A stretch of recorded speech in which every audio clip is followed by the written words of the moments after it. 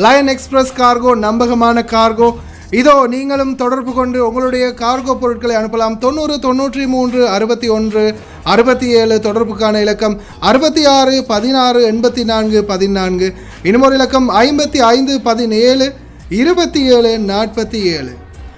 அதே போல் இன்னுமொரு இலக்கம் 50 53 79 39. இன்னுமொரு இலக்கம் 99 69 84 94. அஸ்ஸலாமு அலைக்கும் வரஹ்மத்துல்லாஹி வபரகாத்துஹு. அன்பாத அனைத்து உறவுகளுக்கும் இனிய காலை வணக்கம். உங்கள் மீது சாந்தியும் சமாதானமும் உண்டாகட்டும். இன்றைய காலை பொழுது உங்கள் அனைவருக்கும் இனிய பொழுதாக அமைய எல்லாம் வல்ல இறைவனை பிரார்த்தித்தவனாக இன்றைக்கும் கோயத்துடைய பல முக்கியமான செய்திகளை பற்றி தான் பார்க்க போகிறோம். வீடியோவை கடைசி வரைக்கும் பாருங்கள். தெரியாத நண்பர்களுக்கும் மறக்காமல் ஷேர் பண்ணுங்கள். வீடியோ பிடிச்சிருந்தா ஒரு லைக் பண்ணுங்கள், சப்ஸ்கிரைப் பண்ணுங்கள், தொடர்ந்தும் சப்போர்ட் பண்ணுங்கள். குவைத்துடைய தினா மதிப்பு அல்லாத பார்த்தலாம். இலங்கைக்கான ரூபாய்கள் ஒரு தினாரின் மதிப்பு 983 ரூபா 38 சதமாக உள்ளது. இந்தியாவின் ரூபாய்கள் ஒரு தினாரின் மதிப்பு 288 ரூபா 35 சதமாக உள்ளது. இது அல் முசைன் எக்ஸ்சேஞ்சினுடைய அப்ளிகேஷன் ஆன்லைன் ரேட் ஆகும். குவைத்துடைய பல பகுதிகளிலையுமே அல் முசைன் எக்ஸ்சேஞ்ச் இருக்குது. அதே மாதிரி அவங்களுடைய பிரான்ச் மற்றும் மெஷின்கள் ஜமியாக்கள்லையும் இருக்குது. குவைத்துடைய பல எக்ஸ்சேஞ்சுகளையுமே அக்கௌண்ட் நம்பரை மறைச்சிடுறாங்க. இதை பற்றியும் உங்களுக்கு தொடர்ந்துமே தெரியாது. அதாவது நீங்கள் ஏதாவது ஒரு புதிய எக்ஸ்சேஞ்சுக்கு பழைய பர்ச்சீட்டோட போகிறீங்களா இருந்தால் நிச்சயமாக அதில் அக்கௌண்ட் நம்பர் சரியாக இருக்கா அப்படின்றத செக் பண்ணிக்கோங்க. அப்படி இல்லாத பட்சத்தில் எழுதிட்டு போனாலும் பிழை இல்லாத அக்கௌண்ட் நம்பர் எழுதிட்டு போங்க. ஏதாவது ஒரு நம்பர் பிழைத்தாலும் கூட உங்களுடைய பணம் நாட்டுக்கு போய் சேராது. அந்த பணத்தை திரும்ப பெறணுமா இருந்தாலும் ரொம்ப நாட்களாகும், மறுபடியும் கட்டணம் செலுத்த வரும். அதே போல் எக்ஸ்சேஞ்சுகளில் பணம் அனுப்பி முடித்ததும் மறக்காமல் பற்றுச்சீட்டை செக் பண்ணி பாருங்கள். எல்லா டீட்டெயில்ஸும் சரியாக இருக்குதான். ஏன்னா நீங்கள் சரியான டீட்டெயில்ஸை கொடுத்துருந்தாலும் கூட எக்ஸ்சேஞ்சில் வேலை பார்க்குறவங்க பிளவுறதுக்கும் வாய்ப்பு இருக்குது. அது மாதிரி பலருக்குமே நடந்திருக்குது. முடிந்த வரைக்கும் நீங்களும் உங்களுடைய கஷ்டப்பட்டு சம்பாதிக்கக்கூடிய பணத்தை நல்ல எக்ஸ்சேஞ்சுகள் மூலம் அனுப்புங்க. எங்கே அதிகமான ரேட் கொடுக்குறாங்க அப்படின்றது தெரிந்தாலும் மறக்காமல் கமெண்டில் மென்ஷன் பண்ணுங்கள். குவைத்துடைய தங்க விலை பார்த்தலாம். 1 கிராம் 18 கேரட் தங்கத்தின் விலை 29 தினார் 899 ஃபெல்ஸ்.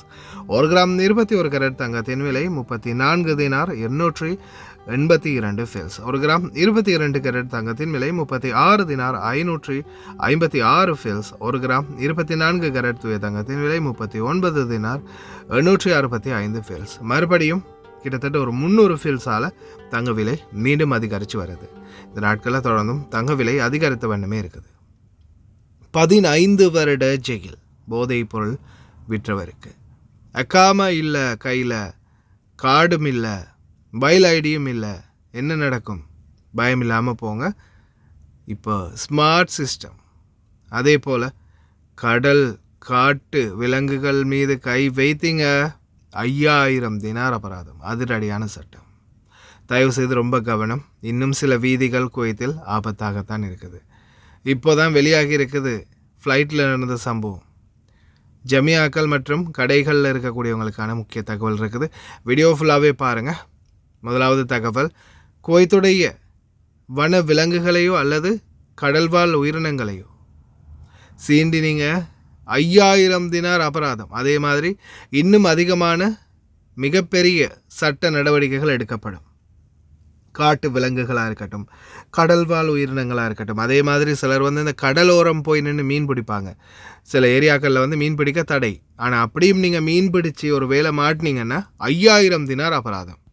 அதே போல் தான் இனி வரும் காலங்களில் இப்போ பார்த்தீங்கன்னா பாலைவன சீசன் ஆரம்பிக்குது. பாலைவன சீசன் ஆரம்பிக்கும் போது நிறைய பேர் பாலைவனத்துக்கு போவீங்க. பாலைவனங்களில் சில உயிரினங்கள் இருக்கும். அதே மாதிரி நேஷ்னல் ரிசர்வ் ஃபாரஸ்ட் இருக்குது குவைத்துடைய ஜஹரா பகுதிகளில். இந்த பகுதிகளில் போய் நீங்கள் ஏதாவது வேட்டையாடியோ அல்லது வேறு ஏதாவது ஒன்று பறவைகளோ விலங்குகளோ பிடிச்சி அது சோஷியல் மீடியாவில், இப்போ இந்த இது கூட பாருங்கள், சோஷியல் மீடியாவில் போட்டிருக்கிறாங்க நாங்கள் கடலோரம் போய் மீன் பிடிச்சோம் அப்படின்னு. ஆனால் சில பகுதிகளில் மீன் பிடிக்க தடை. அந்த பகுதிகளிலேருந்து நீங்கள் மீனை பிடிச்சோ இல்லை வேட்டையாடியோ அதை நீங்கள் வீடியோவும் போட்டிங்கன்னா ஆதாரம் புகாரி முஸ்லீம் தான். அதுக்கப்புறம் தூக்கி உள்ளே வச்சுருவாங்க. அடுத்தது ஃபைனும் கட்ட வரும். 5000 தினார் அபராதம் அப்படின்றத ஞாபகம் வச்சுக்கோங்க. தயவு செய்து ரொம்ப கவனம். கடல் வாழ் உயிரினங்களையோ காட்டு விலங்குகளையோ கை வச்சிடாதீங்க.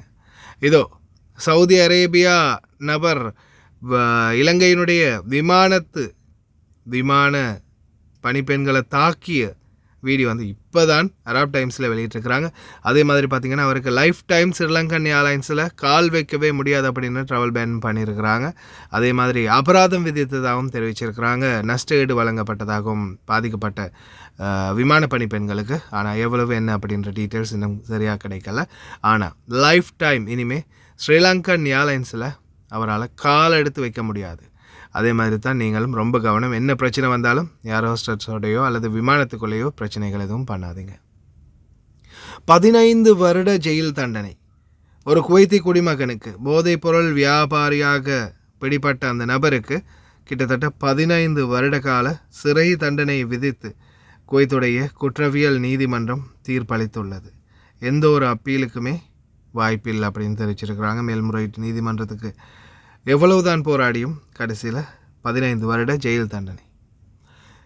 தற்போதைய சூழலில் பல வியாபார தலங்கள் மற்றும் ஜமியாக்கள் பல இடங்களில் வந்து ஊழல்கள் அதிகரித்த நிலையில் குவைத்தின் கூட்டுறவுத்துறையில் நிர்வாகம் வெளிப்படை தன்மையை வலுப்படுத்த புதிய குழு ஒன்றை நியமித்துள்ளது.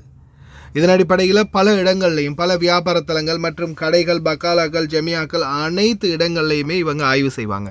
விலைகளில் ஏதாவது குளறுபடி இருக்குதா, அதே மாதிரி யார் யார் ஊழல் பண்ணியிருக்கிறாங்க, எதில் விலைகள் அதிகமாக வச்சு விற்கிறாங்க, என்ன மாதிரியான ஊழல் நடக்குது அப்படின்ற எல்லா விடயங்களையும் கண்காணிக்க போகிறாங்க. குறிப்பாக ஜமியாக்களில் அடுத்தது இந்த சின்ன சின்ன சூப்பர் மார்க்கெட், பக்காலாக்கள் முதல் கொண்டு இன்ஸ்பெக்ஷன் வரதுக்கான வாய்ப்பு அதிகமாகவே இருக்குது. ஒரு ஃபில்ஸ் கூட அதிகமாக வச்சு விற்று மாட்டிக்காதீங்க. அடுத்த மிக முக்கியமான தகவல், அக்காமா இல்லை, நாங்கள் வந்து பாஞ்சு வெளியில் இருக்கிறோம், அக்காமா இல்லை அப்படின்றவங்க தாராளமாக போய் மாட்டிக்கோங்க. பிடிப்பட்ட எப்படியும் 1 மாதத்துலேயோ 2 மாதத்துலேயோ அனுப்பி வச்சுருவாங்க. ஆனால் அந்த இப்போ எனக்கு சிவில் ஐடி இருக்குது, நான் குவைட்டி வீட்டில் தான் வேலை பார்க்குறேன், எனக்கு ஐடி கார்டெல்லாம் அடிச்சிருக்கிறாங்க. ஆனால் கார்டு இவங்க எனக்கு எடுத்து கொடுக்கல, மொபைல் ஐடியும் இல்லை. நான் என்ன தான் பண்ணுறது? அப்போ போலீஸ் பிடிச்சா என்னை ஜெயிலில் போட்டுருவாங்களா அப்படின்னு ரீசெண்டாக சிலர் கேட்டிருந்தாங்க. அதே மாதிரி நேற்றைய தினமும் ஒரு சகோதரர் போட்டிருந்தார். நானும் இப்போ ரீசெண்டாக ஜஹராவுக்கு போயிட்டு வரும்போது செக்இனில் பிடிப்பட்டேன். அதுக்கப்புறமா என்கிட்ட மொபைல் ஐடியும் இல்லை, ஐடி கார்டும் எனக்கு இன்னும் கஃபீல் எடுத்து தரல. கஃபீல் சாப்பர் போயிருக்கிறார் ஏதோ ஒரு விடயத்துக்காக. கடைசியில் அவர் வந்து தான் கார்டு எடுத்து தருவேன் அப்படின்னு சொல்லியிருக்கிறாரு. ஐடி கார்டும் இல்லை, மொபைல் ஐடியும் இல்லை. போலீஸ் செக்இன் வரும்போது தான் பிடிச்சாங்க. உடனே அவங்க கையில் சின்ன ஒரு மெஷின் ஒன்று இருந்துச்சு, அதை வச்சு ஃபிங்கரை வைக்க சொன்னாங்க. விரலை வச்சதுமே ஸ்கேன் பண்ணி பார்த்துட்டு ஓகே அப்படின்னு சொல்லி விட்டுட்டாங்க அப்படின்றத அவரும் தெளிவுபடுத்தியிருந்தார். அதே மாதிரி தான் அக்காமா கார்டும் இல்லை, அதே மாதிரி மொபைல் ஐடியும் இல்லைனாலும் நீங்கள் பயப்பட வேண்டியதில்லை. ஏன்னா அவங்கள்ட்ட மெஷின் இருக்குது, ஃபிங்கர் மெஷினில் வச்சு செக் பண்ணி பார்த்தாங்கனாலே, அதே மாதிரி நீங்கள் பயோமெட்ரிக் எடுத்துருந்தீங்கனாலும் உங்களோட ஃபோட்டோவை வச்சு அவங்க செக் பண்ணி பார்த்தாலே ஐடி அடிச்சிருக்கா இல்லையா, நீங்கள் வேலிடான ரெசிடெண்ட்டாக இல்லையா அப்படின்றது தெரிஞ்சு போயிடும். அதால் பயப்படுறதுக்கு ஒன்றும் இல்லை.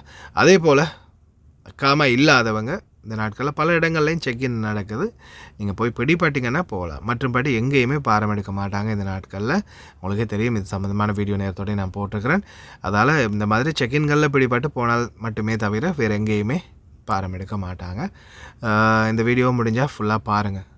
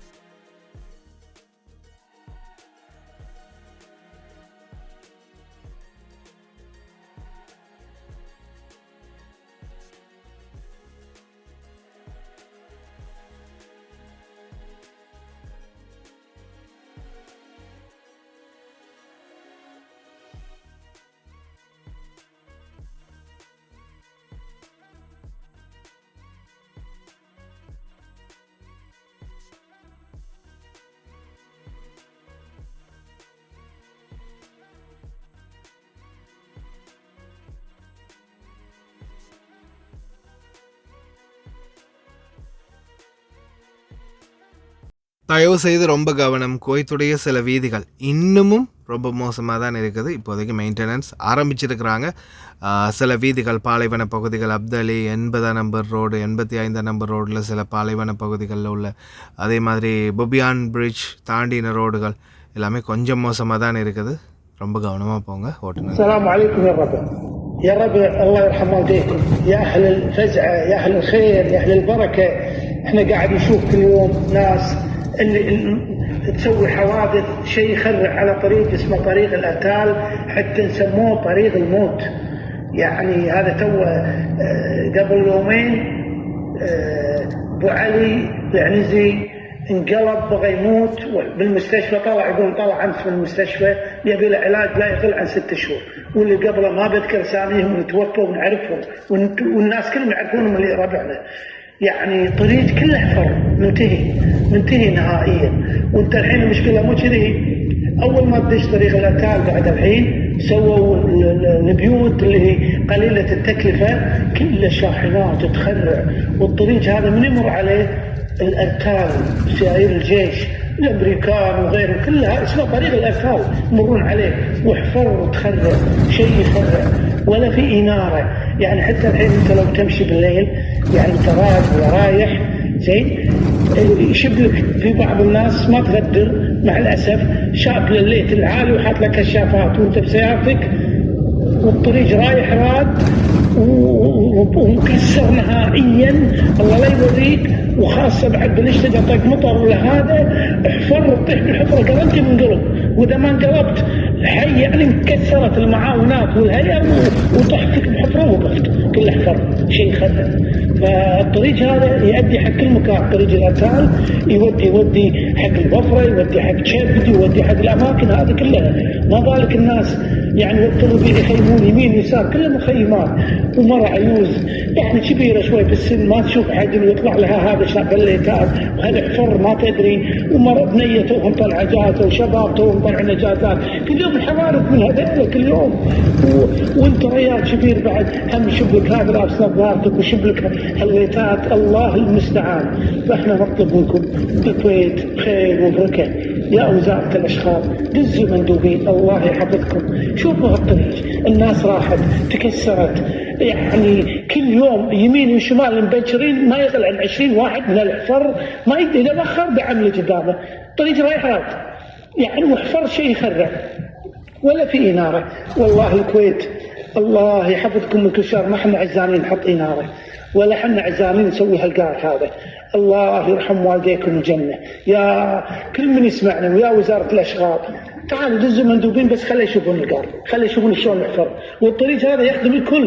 يعني كفايه انه يعني الحين قاعد تسوون مشروع قليل التكلفه كلهم قاعد يمرون عليه، وبعدين عندك الارتال الجيش كلها تمر عليه، والشباب والناس اللي يمرون عليه لازم لا بنشر يا حاضر شيء يخرع. القار منتهي سموه طريق الموت يا رجل. الله يحفظكم ويخليكم اهلكم، تعالوا شوفوا الطريق وسووه باسرع وقت، والسلام عليكم. ஹாய் காய்ஸ், இன்றைக்கி நாங்கள் எங்கே வந்திக்கிறோம் தாத்தா? எங்கே வந்திக்கிறோம்? சல்வா கத்தா அஞ்சுக்கு. நீங்கள் எப்போ ஆர்டர் பண்ணீங்க எங்கள்கிட்ட? முந்தநாத்து. உங்களோட பில்லை கொஞ்சம் கஸ்டமருக்கு எல்லாம் காட்டுங்க, எல்லாம் பார்க்குறாக்களை கொஞ்சம் காட்டுங்க. எவ்வளோக்கு சாமான் வாங்கிக்கிறீங்க? 137 கேடிக்கு சாமான். இந்த தாத்தோட பில் தாத்தா எங்களோட சேவிஸ் எப்படின்னு கொஞ்சம் எல்லாருக்கும் சொல்லுவாங்க. நாங்கள் கூட்டிட்டு வந்து நல்லா எல்லோரும் அங்கே கார்டு சாமான் போடுறதுக்கு வாங்கிக்கலாம், ஒன்றும் பிரச்சனை இல்லை. நல்ல சேவை செய்கிறாங்க. ஆர்டர் கொடுத்தேன், நான் இன்னைக்கு சாமான் கொண்டு வந்து தந்துட்டாங்க எனக்கு கார்டு போட. நீங்கள் கேட்ட சாமான் எல்லாமே இருந்துச்சா? எல்லா சாமானும் இருந்துச்சு, நான் போட்ட சாமான் அவ்வளோ இருந்துச்சு. இதுதான் தேங்க்யூ அக்கா. இதுதான் அவங்க அந்த தாத்தா ஆர்டர் பண்ணது. சாக்லேட்லேருந்து காஃபி எல்லாமே எங்கள்கிட்ட இருக்குது. அவங்களுக்கு தேவையான சாமான் வெறும் 20 கேடிக்கு மேலே நீங்கள் ஆர்டர் பண்ணாலே நம்ம அவங்களுக்கு ஃப்ரீ டெலிவரி பண்ணி தருவோம். நீங்களும் கால் பண்ணலாம், ஸ்க்ரீனில் நம்பரை போட்டேன். ஓகே, இன்னொரு வீடியோவில் சந்திப்போம். தேங்க்யூ தாத்தா. ஓகே, பாய்.